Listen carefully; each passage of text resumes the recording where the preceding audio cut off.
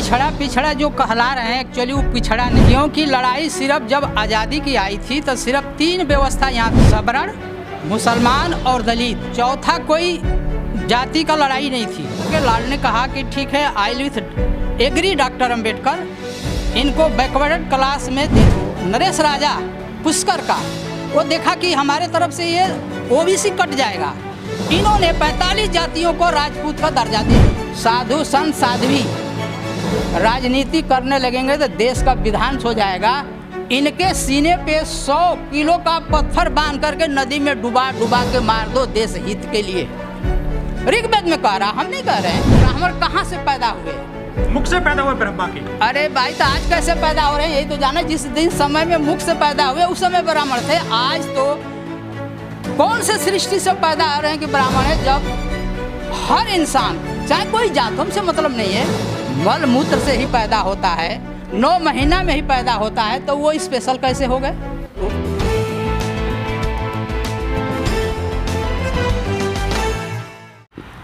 देखिए, पिछड़ा पिछड़ा जो कहला रहे हैं, एक्चुअली वो पिछड़ा नहीं है, वो मानसिक गुलाम है। अगर वो मानसिक गुलाम नहीं होते तो 1945 से लेकर 1948 तक बाबा साहब का साथ दिए होते, क्योंकि लड़ाई सिर्फ जब आज़ादी की आई थी तो सिर्फ 3 व्यवस्था यहाँ थी, सवर्ण, मुसलमान और दलित। चौथा कोई जाति का लड़ाई नहीं थी। बाबा साहब बड़े आहत हुए कि अगर ये 50-52% हैं, अगर इनकी हम लड़ाई नहीं लड़ते हैं तो इनकी भारत की नागरिकता चली जाएगी।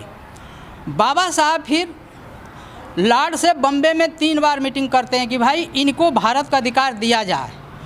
तो बाबा साहब का बात को मान करके लॉर्ड ने कहा कि ठीक है, I with agree doctor Ambedkar, इनको बैकवर्ड क्लास में दे दिया जाए। तब चौथा वर्ण आके बना, ये 1948 में।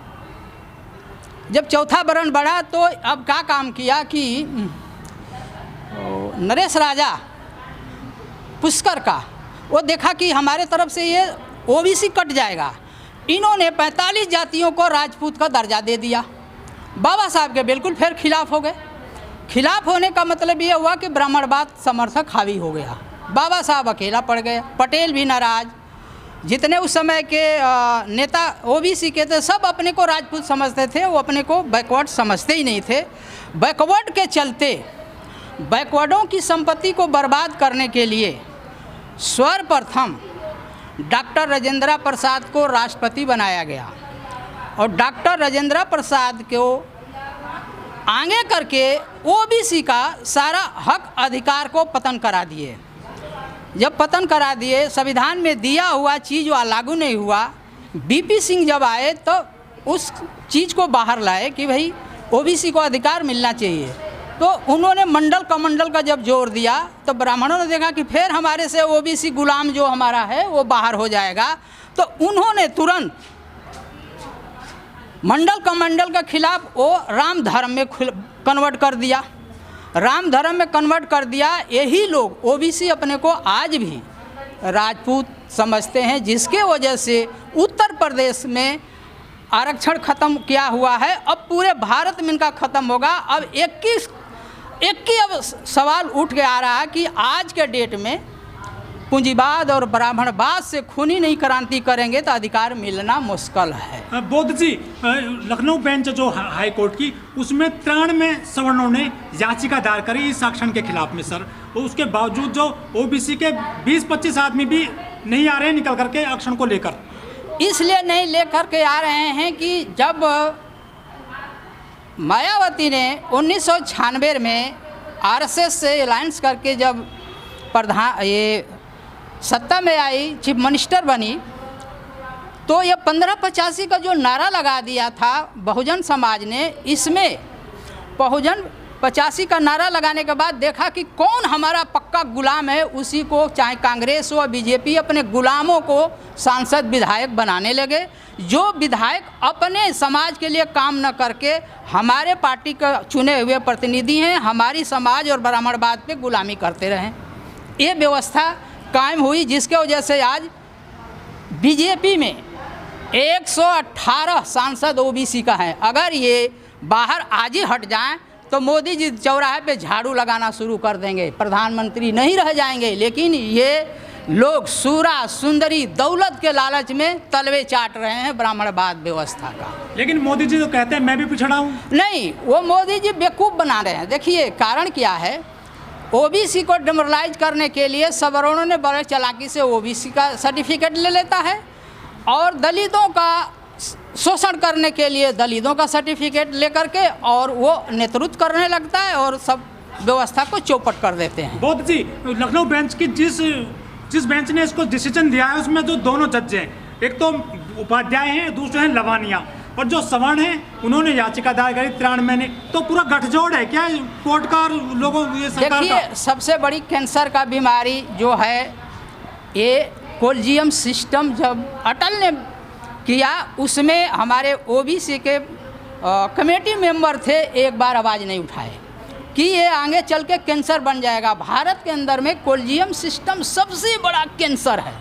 अगर इस कैंसर को हम नहीं समझेंगे तो आज और काल, अंग्रेज़ों ने तो कहा था कि ब्राह्मणों के अंदर में न्याय करने की प्रक्रिया नहीं होती है, न्यायहीन होते हैं।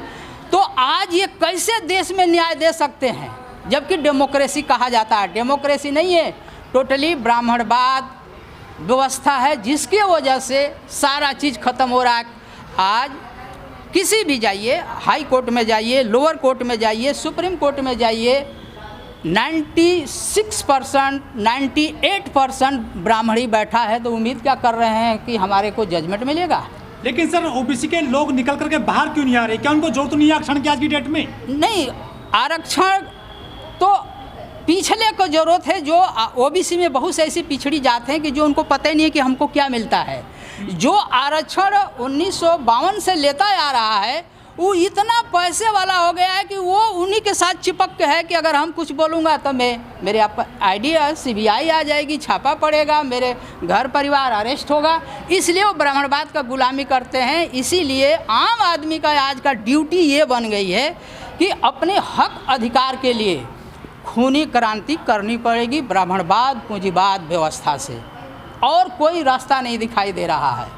लेकिन ये शूद्र में आते हैं सारे ओबीसी, लेकिन वो खुद को ब्राह्मण समझने लगे। वो तो पहले ही कह रहा हूँ कि आज से नहीं, वो तो सदियों से अभी क्षत्रिय समझते हैं। अभी अखिलेश कह रहा है कि नहीं, हम एक इंटरव्यू में चौधरी संदीप से कहा था कि नहीं, हम तो जात व्यवस्था नहीं खत्म होना चाहिए, हम लोग शूद्र में नहीं आते हैं।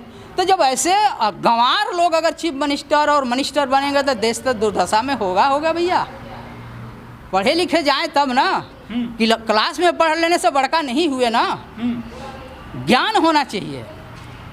जेल डायरी में भगत सिंह ने जब देखा कि अरे बाप रे बाप, जेल में इतना छुआछूत है, तब उसने कहने लगे कि हम गलत लड़ रहे थे अभी तक, असली लड़ाई हमें यहाँ के पूंजीवाद और ब्राह्मणवाद से लड़नी है। अगर हम जेल से निकल गया तब हमें अंबेडकर के साथ ब्राह्मणवाद और पूंजीवाद के खिलाफ क्रांति करनी पड़ेगी। लेकिन बदनसीबी उनको पहले ही मरवा दिया गया।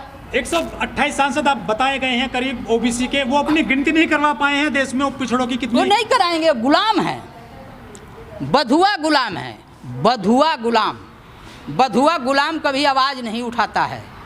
जैसे कुत्ता, जो पालतू कुत्ता होता है वो जितना मालिक कहेगा उतना ही भौंकेगा, अदरवाइज वो भौंकता नहीं है। तो ऐसे ये लोग पालतू कुत्ता गुलाम है। लेकिन मंदिर बन रहा है सर, उनका झंडा उठाते हैं वो तो भाई धर्म का। बात ऐसा है कि मंदिर ही ये देश के लिए सबसे बड़ा विषापक है। अगर आज देश की समस्या को समाधान करना चाहते हैं, गरीबी मिटाना चाहते हैं, बेरोजगार मिटाना चाहते हैं, तो सारे मंदिरों को पैसा नेशनलाइज कर दीजिए। पर वोटर 15 से 16 करोड़ रुपया आ रहा है। गरीबी कहाँ है देश में? सारे भारत की संपत्ति तो मंदिर में बैठा हुआ है। आज हम औरंगजेब को गलत कह रहे हैं, मोहम्मद गोरी को गलत कह रहे हैं। मोहम्मद गोरी, औरंगजेब अगर भारत में ब्राह्मणवाद पे अंकुश नहीं लगाया होता तो अभी तक ये बहुत कुछ कर दिए होते। दासी प्रथा लगा करके, ये मंदिर क्या है? मंदिर एक ऐसी का डेरा है और कुछ नहीं है, ब्राह्मणों का एक धंधा है। लेकिन मुगलों ने तो अत्याचार किया था हिंदुओं पे। नहीं, अगर मुगलों ने हिंदुओं पर अत्याचार करे होते तो 900 वर्ष मुगलों ने भारत पे राज किया। फिर हिंदू क्यों रह गए, मंदिर क्यों रह गया?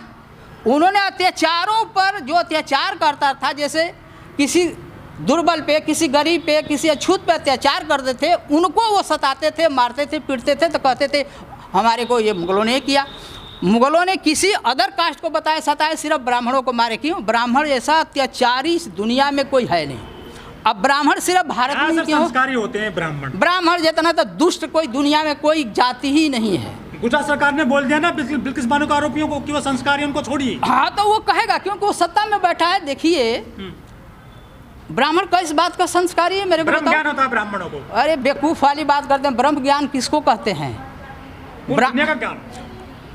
आज तक एक भी ब्राह्मण बता दीजिए जो दुनिया का ज्ञान हो। ये सिर्फ तुम्हारे हमारे को डर और भय पैदा करके अपने दौलत कमाने के लिए मंदिर का बात करते हैं, और कुछ नहीं है। आप सब बौद्धिस्ट, आप तो विरोध करते हैं ब्राह्मणों का। नहीं, हम नहीं करते, हर इंसान करता है। ब्राह्मण इतना कई आदमी है कि जैसे अगर एक ब्राह्मण और एक सांप दोनों रास्ते में आ रहा है तो पहले ब्राह्मण को मारो, बाद में सांप को मारो। ब्राह्मण का कटा हुआ 7 पीढ़ी तक नहीं उठ पाएगा, सांप का तो इंडिविजुअल ही मरता है। सर स्वर्ग का रास्ता दिखाते हैं ब्राह्मण तो। ये सब बेकार की बात। आज तक कोई बता दे, एकाध कोई बता दे कि स्वर्ण में गया है, एकाध कोई बता दो। सारे ब्राह्मण पुजारी इन्हीं के ऋग्वेद खंड 56 में कहता है कि अगर भारत के अंदर में साधु संत साध्वी राजनीति करने लगेंगे तो देश का विध्वंस हो जाएगा। इनके सीने पे 100 किलो का पत्थर बांध करके नदी में डुबा के मार दो देश हित के लिए। ऋग्वेद में कह रहा, हम नहीं कह रहे हैं। आप सर कैसी बात कर रहे हो? वो ब्राह्मण ब्रह्म ज्ञानी है। अरे ब्राह्मण कहाँ आए? ब्राह्मण कहाँ से पैदा हुए? मुख से पैदा हुए ब्रह्मा के। अरे भाई, तो आज कैसे पैदा हो रहे हैं यही तो जाना। जिस दिन समय में मुख से पैदा हुए उस समय ब्राह्मण थे। आज तो कौन से सृष्टि से पैदा हो रहे हैं कि ब्राह्मण है? जब हर इंसान, चाहे कोई जात, हमसे मतलब नहीं है, मल मूत्र से ही पैदा होता है, 9 महीना में ही पैदा होता है, तो वो स्पेशल कैसे हो गए? वो भी तो एक मल मूत्र से पैदा है और 9 महीना में पैदा होते हैं। कोई जानवर तो नहीं है। घोड़ा 12 महीना में पैदा होती है, हाथी 18 महीना में पैदा होता है, कुत्ता का 6 महीना में पैदारी हो। इनकी भी तो आम जनता के तरह से 9 महीना में पैदा हो रहे हैं, तो सवर्ण कैसे हो गए? उच्च जाति कैसे हो गए? ये हमारी और आपकी मानसिकता पे टिका हुआ है। जिस दिन अपने दिमाग से निकाल दीजिए कि हमसे भी नीचे हैं, उसी दिन ब्राह्मण पतन हो जाएंगे। हरिनारायण जी, 2 अप्रैल 18 को दलितों का आंदोलन हुआ था, 12-14 लोग मारे गए थे। दलितों ने अपना अधिकार ले लिया था SC/ST एक्ट का, लेकिन ओबीसी उस तरह से खुलकर सामने सड़क पर क्यों नहीं आ रहा है? सवाल ऐसा है कि देखिए 5000 वर्षों से इस देश में अगर लड़ाई देखेंगे तो हमेशा अछूतों, जो शूद्रों कहते हो, शूद्रों से ही ब्राह्मणों से होती आई हुई है। वो लड़े हैं, ये मलाई खाते हैं। आज भी वही लड़ रहे हैं, मलाई ये खाते हैं। लड़ना नहीं जाने, ओबीसी क्या जाना? साग सब्जी दूध दही चौंपाता रहा, गुलामी करता रहा। हाँ जी तू मेरा सेवक है। सेवक हैं, मानसिक गुलाम सेवक हैं। इसलिए ओबीसी कभी अधिकार नहीं ले सकता। अगर लेना होता तो जिस समय इलाहाबाद हाई कोर्ट ने फैसला दिया है, यहाँ से 128 सांसद इस्तीफा दे दिए होते,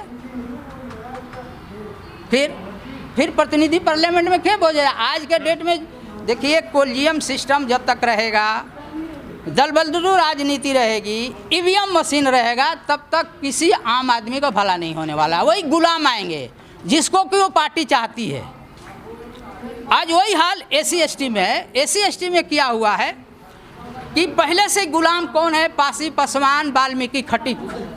आज चमारों की जनसंख्या पार्लियामेंट में 64 होना चाहिए, जबकि कुल 9 है, और जिनकी संख्या 4 होना चाहिए वो आज आके 64-65 पर बैठे हुए हैं, जो कि संसद में गुलामी करते, जैसे रामदास अठावले और चिराग पासवान, और दूसरा ये क्या कहते हैं, ये सांपला, कठेरिया। हाँ, कठेरिया। ये मानसिक गुलाम है। वे सत्ता में थे सर।